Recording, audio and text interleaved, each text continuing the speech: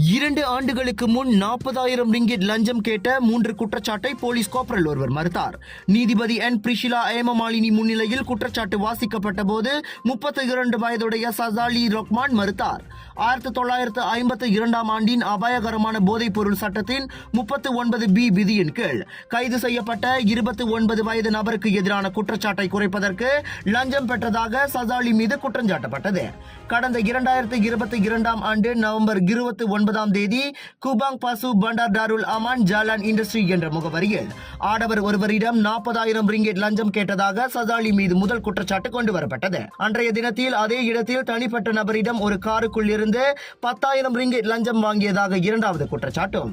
2022 ஆண்டு நவம்பர் 30 தேதி மேலும் 9,000 ரிங்கெட்டை லஞ்சமாக பெற்றதாகவும் சசாலி மீது மூன்றாவது குற்றச்சாட்டும் கொண்டு வரப்பட்டது.